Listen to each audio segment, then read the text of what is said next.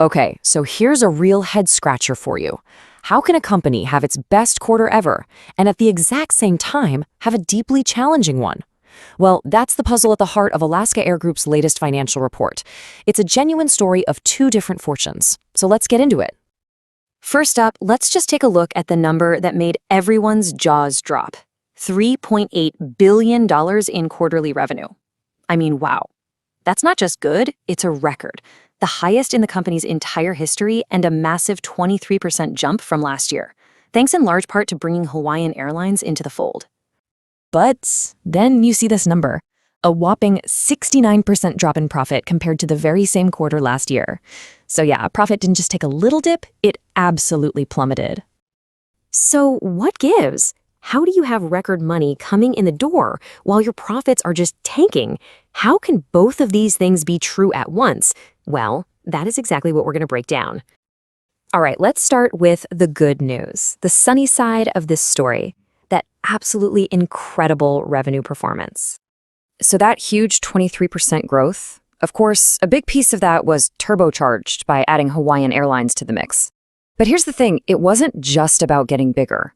What's really impressive is that their unit revenue, that key metric airlines use, it actually went up by 1.4%. That tells you they had real pricing power. They were getting more money for every single seat they flew. Now, if you dig into where all that money came from, it gets even more interesting. You had healthy growth in premium cabins, which makes sense. People love to upgrade. The loyalty program was solid. But, look at cargo, a massive 27% surge. You see, Alaska is the only major U.S. passenger airline with its own dedicated cargo planes. And man, did that bet pay off this quarter. And maybe the most important green flag in all of this was corporate travel.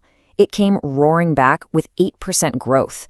After a shaky period, seeing the business traveler return in force, well, that's just a huge vote of confidence for the airline's future. Okay, so that was the high point. Now, let's flip the coin over and figure out what exactly put the squeeze on their profits. And this chart really just says it all, doesn't it? Look at that drop.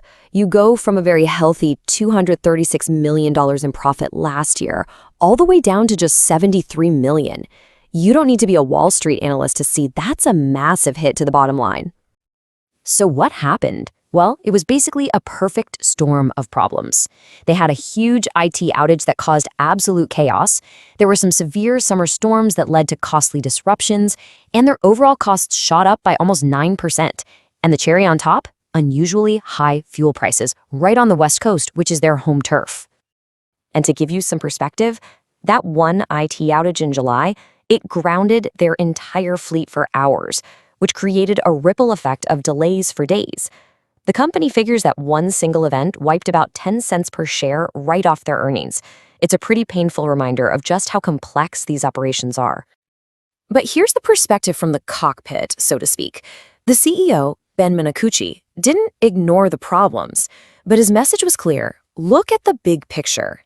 He kept pointing to that industry-leading revenue and, critically, the fact that they are hitting all their major milestones with the Hawaiian Airlines merger. And that right there is the perfect pivot. Because while this quarter's profit number was painful, Alaska's whole strategy right now is about asking investors and employees to focus on the long game. And look, you don't just mash two huge airlines together overnight. It is a monumental task. And as this timeline shows, they are methodically checking off these huge milestones one by one. Things like launching their new combined loyalty program, Atmos Rewards, just this past August. And this was a really big one. In October, they got their single operating certificate from the FAA.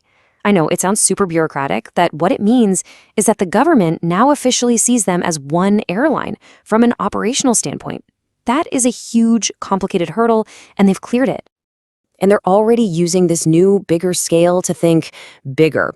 We're talking new international flights to London and Reykjavik. They're adding more of those long-haul Boeing 787 Dreamliners. And get this, they're rolling out high-speed Starlink Wi-Fi across the entire fleet. This is all about transforming from a West Coast powerhouse into a truly global airline. So how does all this turn into profit? Well, they've got a plan for that called Alaska Accelerate. It's a clear roadmap. Find over $500 million in savings just from combining the two airlines, make more money from the new loyalty program and premium seats, and just generally make their whole route network smarter and more efficient. And the goal of that entire plan? $1 billion. That's how much extra profit they believe all these moves will create by 2027. It's a really ambitious target, and it kind of reframes this tough quarter as a necessary if painful investment to get there. So let's bring it all together. What is the bottom line here for Alaska Air Group? What does this all mean? And honestly, this slide tells the entire story in a nutshell. It's a tale of two timelines. On one hand, you have the short-term reality. Because of all the headaches this quarter, they've had to lower their profit forecast for this year. But on the other hand, their long-term ambition is completely unshaken. They're sticking to their big goal of hitting an impressive $10 per share in earnings by 2027. Which leaves us with the ultimate question, right? Is this a story of a company just flying through some temporary choppy air on its way to a much clearer destination? Or are these powerful headwinds a warning sign of even bigger challenges to come? I guess the next few quarters are going to tell the tale.